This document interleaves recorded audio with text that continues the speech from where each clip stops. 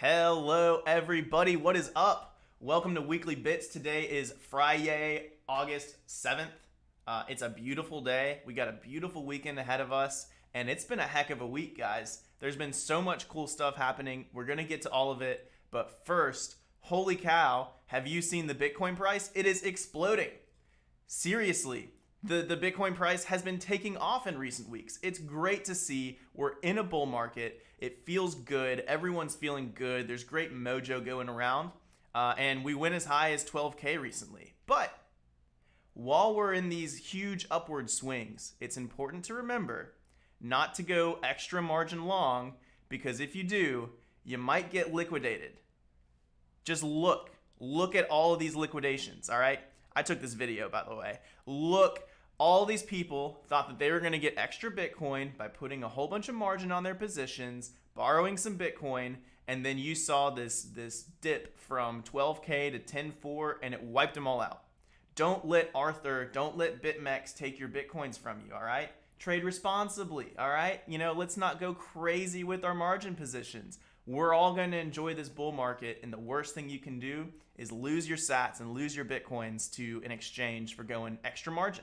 All right, so with that in mind, let's remember we're in a beautiful market right now. We're in the bull market. The price is going up and to the right, okay? So enjoy this, trade responsibly, but really just stack sats, stay humble, hodl, okay? So let's get into some news.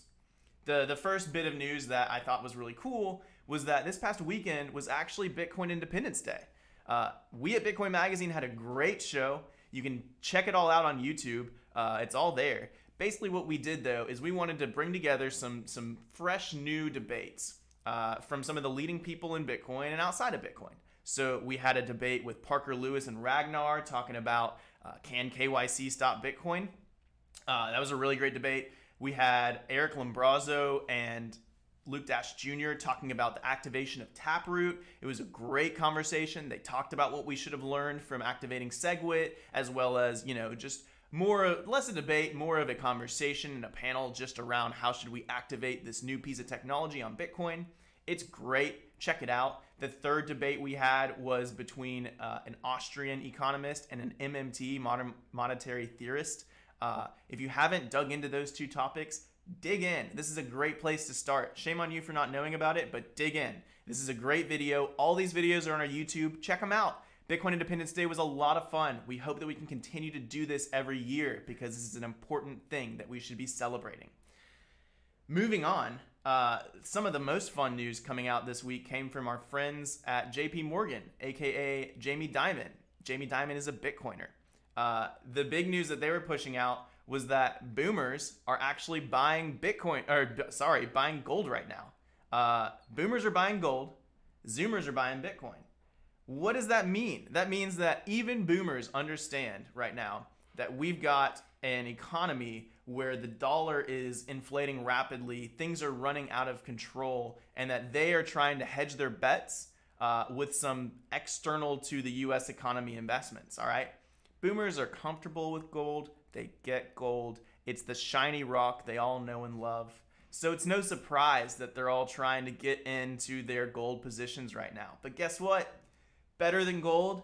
Bitcoin. That's what us young folks are buying, all right? That's the future of money. So it's exciting to hear that Zoomers, and millennials and anyone under boomer really are all buying Bitcoin. It's exciting. It means that this technology, the message, the mission, it's all catching on. People get it.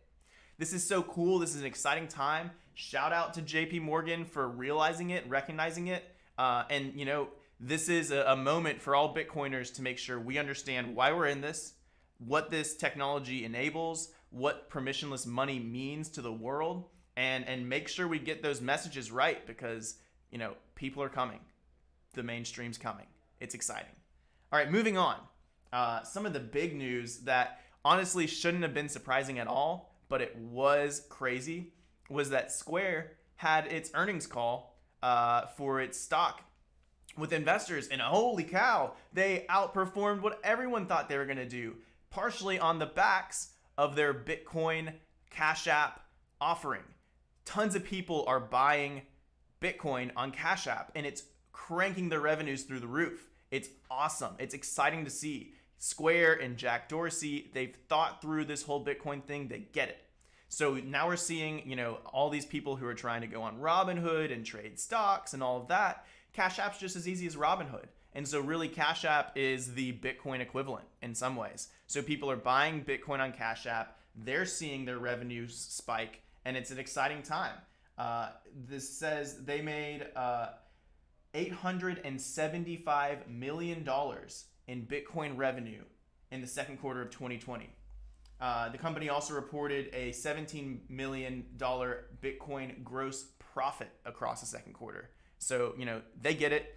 They're profiting. We're happy they're profiting because they're bringing Bitcoin to the masses. So that's awesome.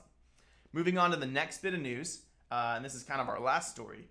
Bitfinex is offering a $400 million reward for the 120,000 Bitcoins stolen in the 2016 hack.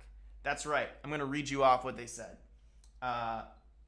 Quote, those who put Bitfinex in contact with the hacker will receive a 5% of the total property recovered, and the hackers will receive 25% of the total property recovered.